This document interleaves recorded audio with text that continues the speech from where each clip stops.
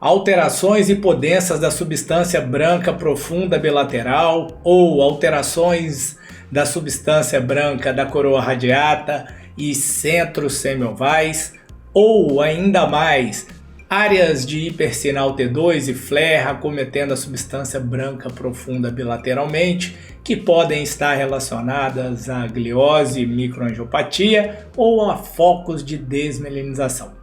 Quem nunca leu isso? Ou melhor, quem é que nunca escreveu isso num relatório durante a residência médica? Muito provável que você já tenha passado por essa situação, e no vídeo de hoje a gente vai discutir a topografia de algumas dessas áreas de descrição e mostrar esses achados tanto na tomografia quanto na ressonância magnética.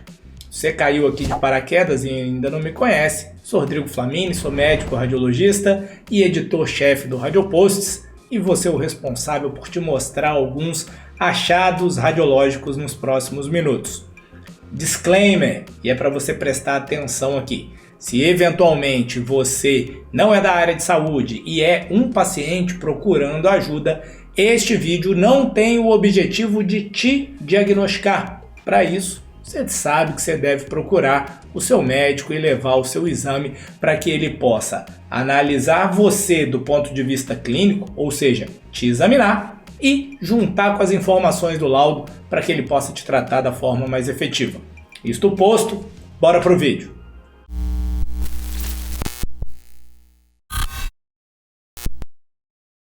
Quando a gente fala dos centros semiovais, o que são os centros semiovais? A primeira pergunta é: os centros semiovais são substância branca ou são substância cinzenta?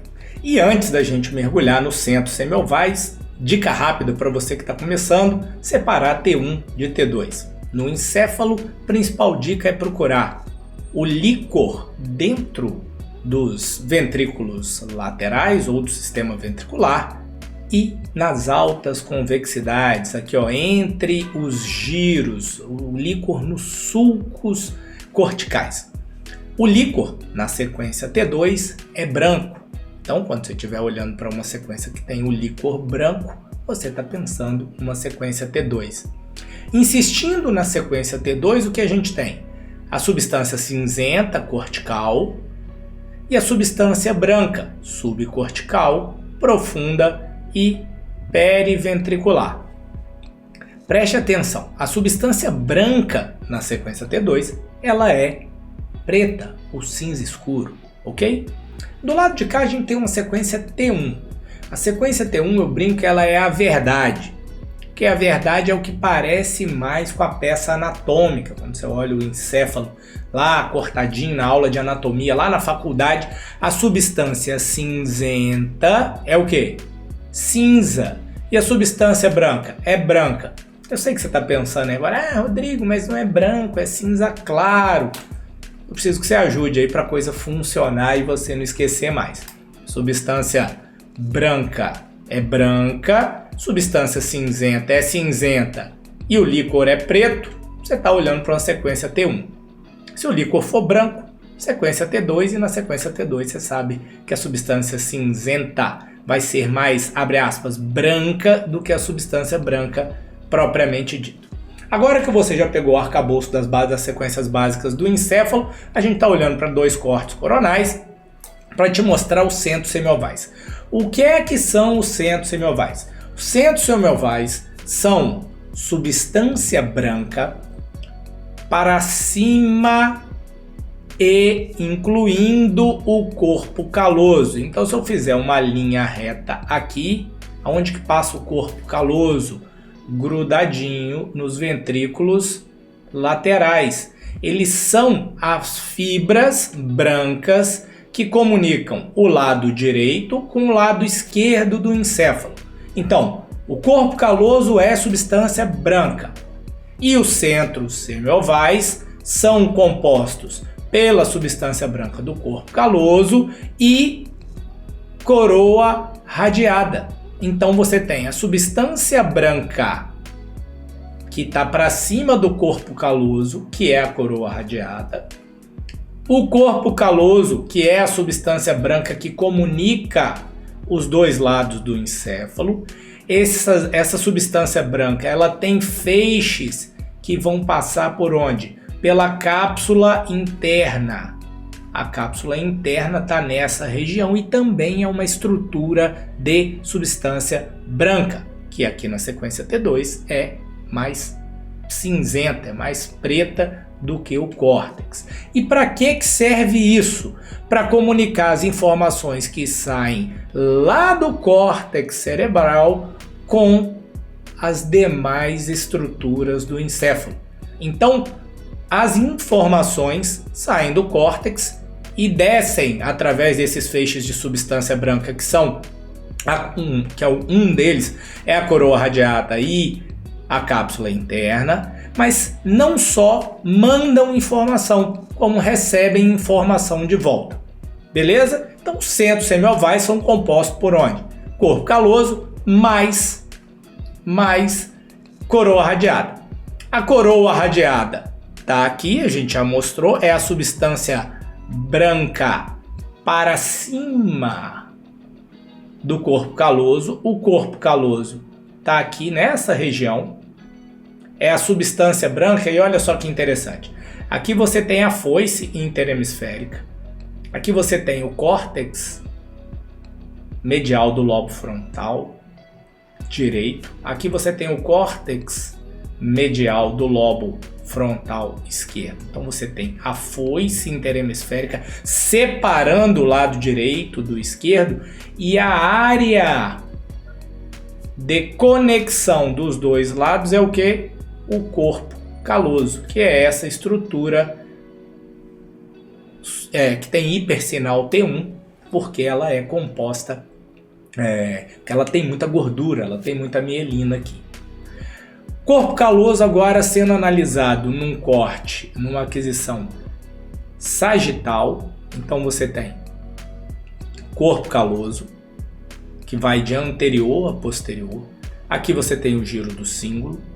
Mais para baixo aqui você tem o tronco encefálico, onde você tem o mesencéfalo, a ponte e o bulbo. A ponte é essa que tem uma barriga aqui, né, que parece até você olhando um passarinho de lado, né? Aqui você tem a cabeça do passarinho com o bico, que o peito do passarinho. O peito do passarinho é a ponte. Parece simples demais, mas dessa forma o objetivo é fazer você memorizar isso e não esquecer, porque a anatomia é importantíssima. Quando você olha para cá, você está olhando a tomografia. A tomografia, diferentemente da ressonância, ela trabalha com uma escala de cinza baseado na densidade das estruturas. Então para pensar comigo. A gente já falou que na substância branca a gente tem muita mielina. Mielina tem gordura. Se a mielina tem gordura, o que a gente espera da substância branca na tomografia? Que ela seja mais preta, porque ela tem mais gordura do que a substância cinzenta. Então você olha para cá, você tem o mesmo corpo caloso. Olha o córtex aqui, ó. O córtex do segmento posterior do giro do cíngulo, como ele é mais, abre aspas, branco, mais cinza claro do que o cinza escuro aqui do corpo caloso. E isso se dá não porque aqui está patológico ou aqui está patológico, não, pelas próprias características do equipamento e da metodologia que fez essas imagens surgirem. Mas ó, o mesencéfalo está aqui, a ponte e o bulbo. Você vê as mesmas estruturas. Na ressonância eu consigo caracterizar melhor e diferenciar melhor os demais, os tecidos distintos.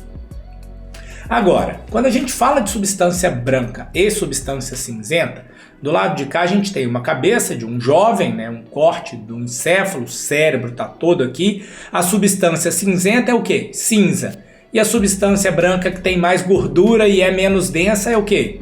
É mais hipodensa, hipoatenuante. E esse é o padrão normal. À medida que a gente vai envelhecendo, algumas coisas vão acontecendo.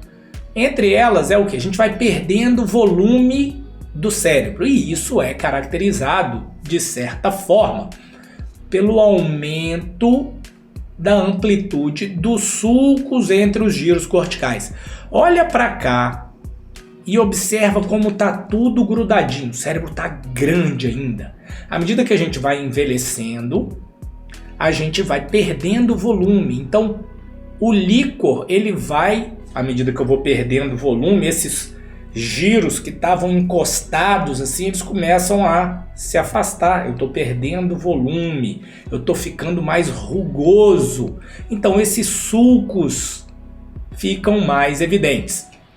E existem algumas escalas para a gente graduar esse envelhecimento. Tá? Tem o que a gente chama de envelhecimento habitual, ou seja, que está proporcional àquela idade, e tem algumas patologias que fazem com que essa redução volumétrica, essa perda de volume cerebral, ela aconteça de forma mais acelerada, geralmente com sintomas mais pronunciados para aquela idade. Isso aí a gente pode falar em outros vídeos, se necessário, a gente tentar fazer alguma caracterização de alguns padrões de demência.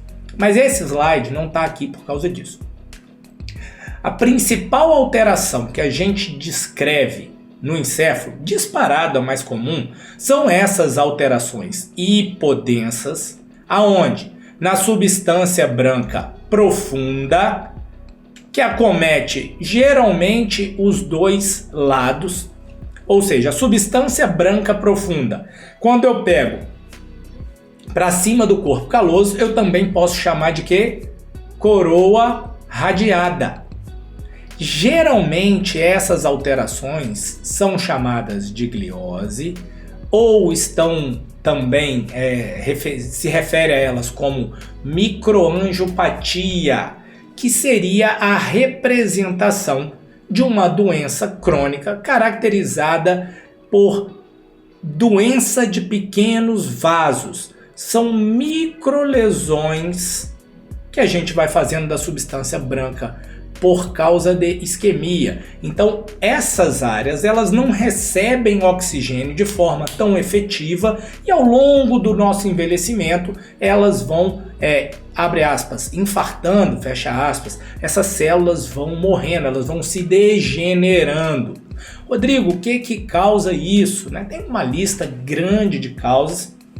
As principais estão relacionadas à hipertensão, à presença do diabetes, geralmente descontrolados. À medida que a gente consegue bloquear ou reduzir a velocidade de evolução dessas patologias, a gente consegue tratar as glioses ou a microangiopatia, que vão estar caracterizadas aqui nos exames de imagem na tomografia por essas áreas de hipodensidade. Então elas estão menos cinzas, estão mais pretas, mais escuras do que o padrão habitual. Vamos fazer uma revisão rápida aqui da coisa. Primeiro, descrição radiológica precisa de contexto clínico, precisa de topografia, aonde que o evento aconteceu, aonde que o achado foi relatado. Na substância branca, temos substância branca em todo o encéfalo.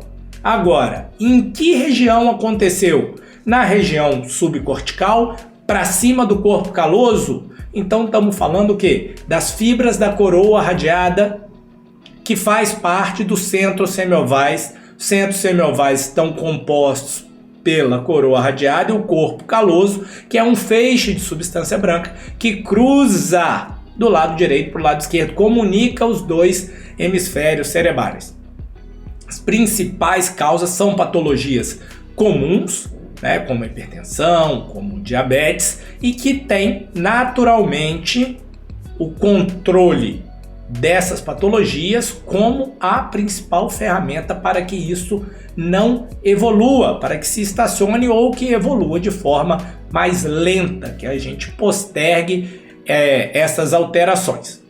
Então, espero que esse vídeo básico tenha te ajudado a entender a topografia melhor, que tenha te ajudado a caracterizar alguns dos principais achados na tomografia E é claro, se tiver algum achado, algum comentário pertinente que possa engrandecer o debate e ajudar as outras pessoas a aprender, você deixa aqui embaixo. Se você for novo por aqui, tiver gostado, você já sabe, se inscreve no canal, isso vai ajudar o canal a crescer e a gente a trazer mais conteúdo como esse por aqui. Lembrete final, se for paciente, procure o seu médico com seu resultado de exame para que ele possa lhe avaliar como um todo e lhe tratar da forma mais eficiente. A gente se vê no próximo vídeo.